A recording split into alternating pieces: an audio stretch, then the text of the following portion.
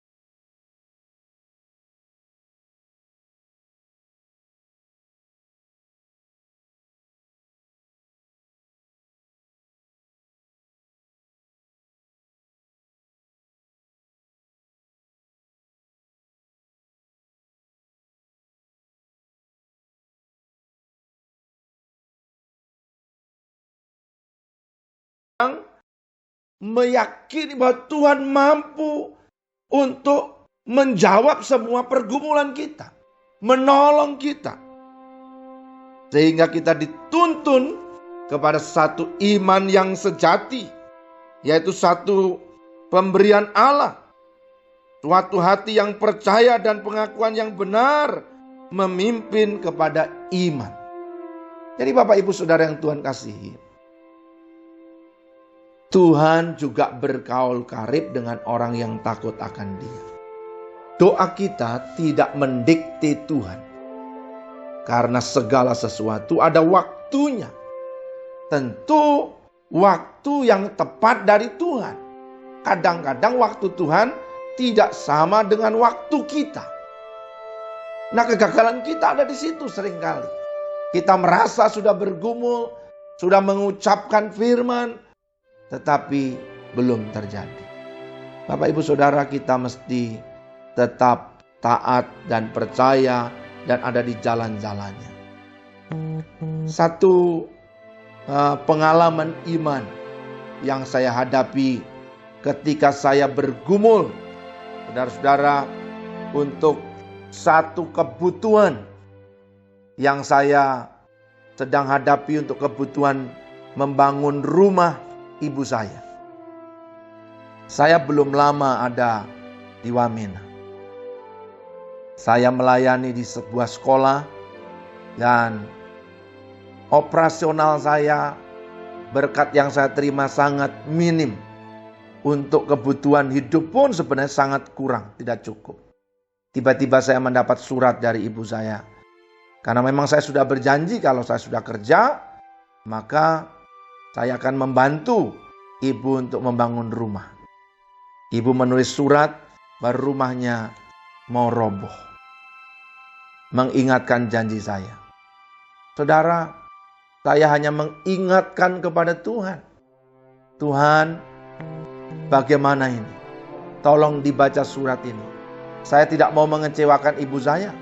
Karena sebelum saya bertobat, saya sempat menjadi batu sandungan. Saya menjadi anak yang durhaka, melawan orang tua.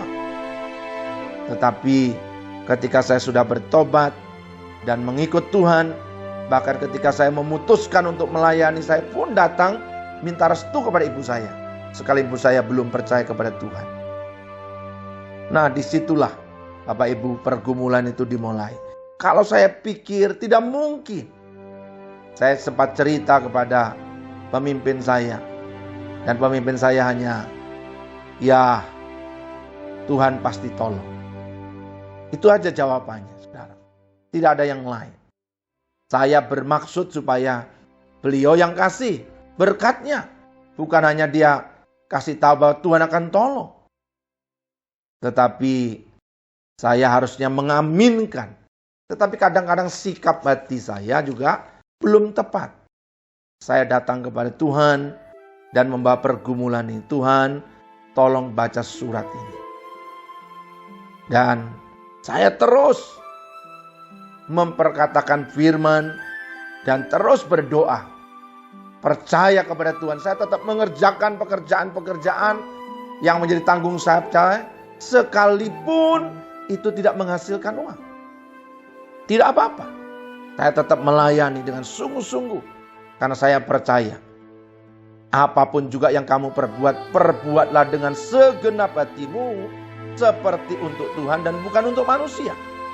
Maka dari Tuhanlah kamu akan mendapat bagian yang ditentukan bagimu sebagai upah.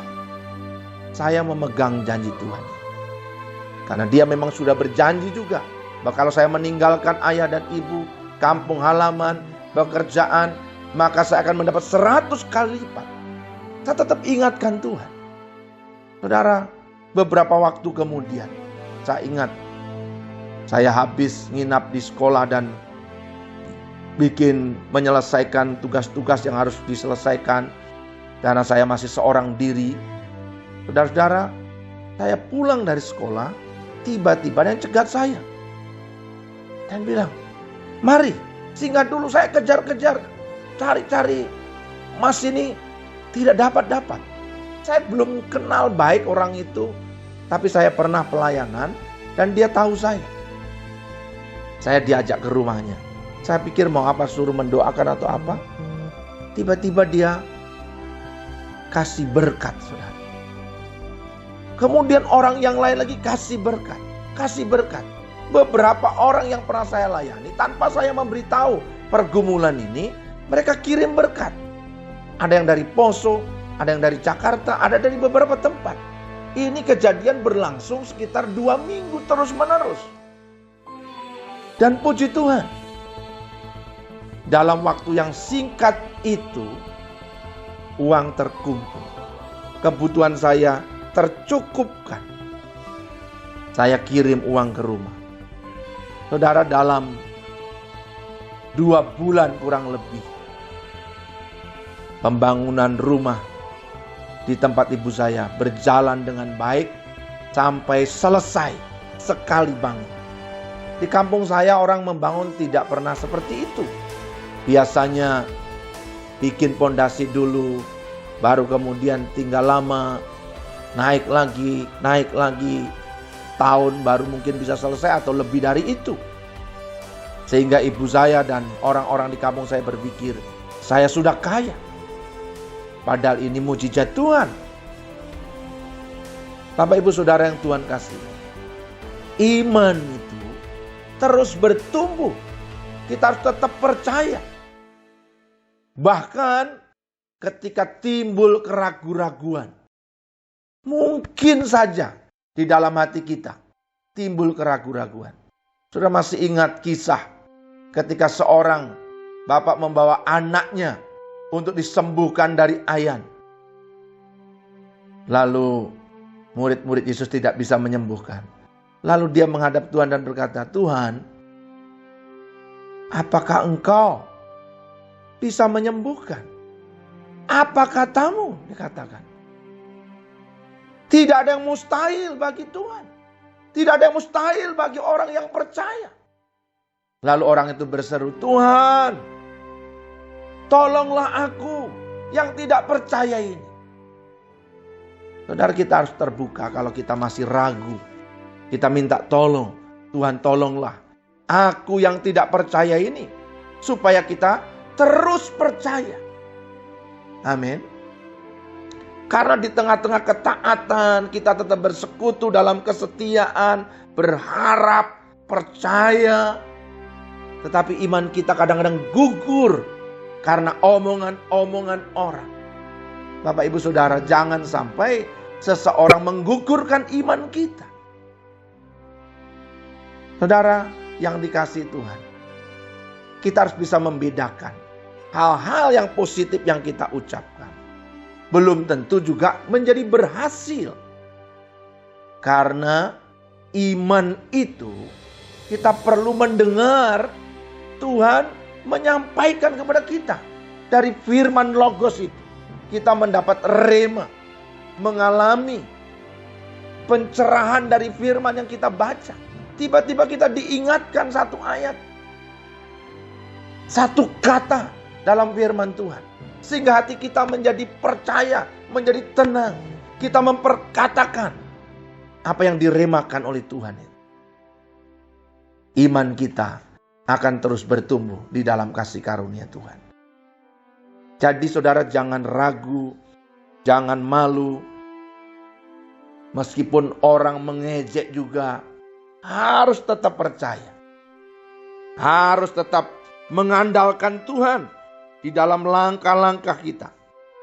Juga kadang-kadang kita sudah mengikuti seminar, mendengarkan khotbah, ada prinsip-prinsip tentang iman. Langkah-langkah sudah kita ikuti.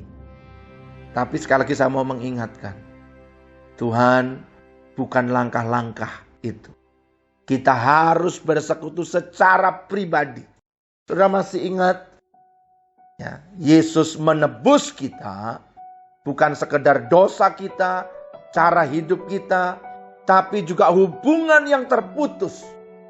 Sejak Adam dan Hawa yang beberapa kali berjalan-jalan bersama Tuhan. Tapi kemudian terputus. Karena Adam tidak taat. Bapak ibu saudara yang Tuhan kasih Tuhan. Sejak itu manusia terputus. Tapi kemudian Adam yang kedua di dalam Yesus menebus itu. Kita menjadi anak Allah waktu kita percaya kepada Kristus.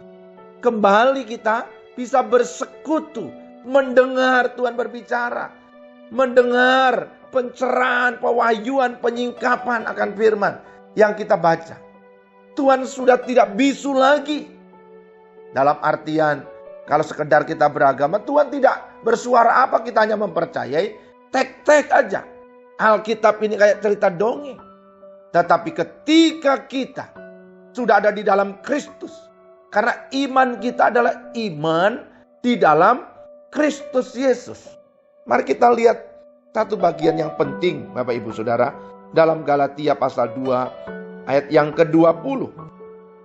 Dikatakan di sana, namun aku hidup. Tetapi bukan lagi aku sendiri yang hidup. Melainkan Kristus yang hidup di dalam aku. Perhatikan ini. Dan hidupku yang kuhidupi sekarang di dalam daging adalah hidup oleh iman dalam Anak Allah yang telah mengasihi aku dan menyerahkan dirinya untuk aku. Haleluya. Jadi kita hidup dalam anugerah Tuhan. Hidup dalam tuntunan Tuhan. Hidup tidak sendirian. Iman di dalam Anak Allah. Bukan sekedar mengimani. Tapi iman di dalam Kristus. Apa yang sudah diselesaikan oleh Kristus. dan Kristus akan menyatakan kepada kita. Sehingga kita menjadi intim, menjadi akrab. Tadi orang yang berseru kepada Tuhan dalam kesetiaan adalah orang yang dekat dengan Tuhan. Tuhan bergaul karib dengan orang yang takut akan Dia. Jadi ketika kita sudah ada di dalam Kristus, kita mesti tetap hidup dalam ketaatan. Terus percaya sampai iman kita tumbuh dan kita mengalami janji-janji Tuhan itu. Amin, Bapak Ibu. Saya ingin saudara, pergumulannya apa? Apa yang kau gumulkan hari ini? Bawa kepada Tuhan. Katakan, Tuhan, ini loh pergumulanku. Dan aku percaya janjimu ini. Mungkin ini hanya pernyataan kita. Karena kita percaya setelah kita membaca firman. Tapi ini proses ini belum selesai. Sampai waktu Tuhan dan kehendak Tuhan. Dan kita tidak tahu. Tapi dengar, Tuhan tidak pernah terlambat. Kadang-kadang orang sakit tidak langsung sembuh. Karena Tuhan mau mengajari orang itu punya belas kasihan. Ketika melihat seseorang. Kadang-kadang Tuhan sengaja. Saudara masih ingat kejadian ketika Yesus tidak langsung pergi ke rumah Maria dan Marta ketika Lazarus saudaranya sakit. Tuhan sengaja menunda sampai Lazarus sudah mati, sudah dikubur 3 hari, 4 hari di sana, kemudian Yesus baru datang. Tapi Yesus berkata, ini akan memuliakan Tuhan. Haleluya. Saudara, akhirnya Maria menyadari tentang kuasa kebangkitan itu bukan hanya di akhir zaman nanti. Marta menyadari, melihat dan orang-orang kemudian memuliakan Tuhan. Tidak ada seorang pun yang bisa membangkitkan dari orang mati kecuali Tuhan. Nama Tuhan dipuji dan dipermuliakan. Haleluya. Tapi ketika orang tidak mau bertobat juga, orang justru mau membunuh Lazarus, orang-orang Farisi dan Saduki. Saudara, mari kita terus buka hati kita. Semua pergumulan hidup saudara, bawalah.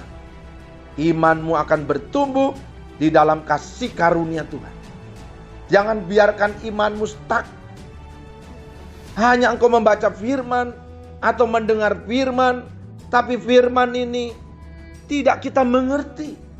Kita tidak renungkan, kita tidak terima. Mari kita alami kasih karunia Tuhan. Iman ini adalah iman di dalam anak Allah. Haleluya. Iman di dalam anak Allah yang kita percayai dalam anugerah Tuhan. Yang telah mengasihi aku dan menyerahkan dirinya untuk aku. Kalau Yesus sudah menyerahkan nyawanya, apalagi yang lain. Amin. Tetapi sekali lagi, ini bukan Doraemon yang kita bisa ambil segala sesuatu semau kita. Tidak. Iman ini harus bekerja sama. Ada ketaatan kepada Roh Kudus yang mengajar dan menyingkapkan kebenaran ke hidup kita. Iman itu membuat Tuhan dimuliakan. Iman tidak membuat kita jadi rakus. Tidak acting seperti dukun yang bisa bikin mujizat apapun. Tidak. Tetapi iman membuat kita memuliakan Tuhan. Kita semakin mengagumi Tuhan. Semakin menceritakan kebesaran Tuhan. Kita semakin rendah hati. Bukan karena aku. Saudara masih ingat ketika Petrus menyembuhkan orang yang lumpuh itu. Orang-orang memuji dia luar biasa. Tapi Petrus berkata, jangan pikir karena aku, karena kesalahanku. Tapi karena nama Yesus, orang Nazaret itu yang telah kamu salibkan. Orang ini sembuh. Iman yang seperti ini yang harus ada pada kita. Teruslah hidup oleh iman. Orang benar akan hidup oleh iman. Dan jangan terganggu dengan situasi dan kondisi yang ada. Bangkitlah dengan imanmu. Dan terus mengalami kasih karunia Tuhan demi kasih karunia Tuhan, dan iman Anda terus bertumbuh di dalam Tuhan. Sampai ketemu lagi, saudara-saudaraku. Tapi sebelumnya kita akan berdoa. Saudara-saudara yang merasa lemah hari-hari ini, ada pergumulan sesuatu, angkat tanganmu. Saya mau berdoa. Tuhan, kami sudah dengar firman-Mu. Orang benar akan hidup oleh iman. Kami tidak mau hidup dengan cara yang lain, karena kami sudah dibenarkan. Saat ini Engkau melihat saudara kami yang mendengar ini, ada pergumulan, sedang mengangkat tangan. Tuhan menjamah yang sakit, menyembuhkannya di dalam nama Yesus. Mereka yang sedang bergumul karena kebutuhan hidup, Tuhan Engkau memberkati, mencurahkan berkat, sebab Engkau datang untuk memberi hidup dan hidup yang berkelimpahan. Yang sedang bermasalah di tengah-tengah keluarga, Tuhan Engkau adalah nahkoda di tengah-tengah keluarga. Tolonglah kami bisa rendah hati satu sama lain, saling mengampuni, dan kami boleh disembuhkan dari hubungan yang tidak sehat menjadi hubungan yang benar, diberkati Tuhan. Dalam nama Yesus kami terima jawaban ini. Haleluya. Semua yang percaya berkata, amin. Tuhan memberkati. Sampai ketemu. Haleluya.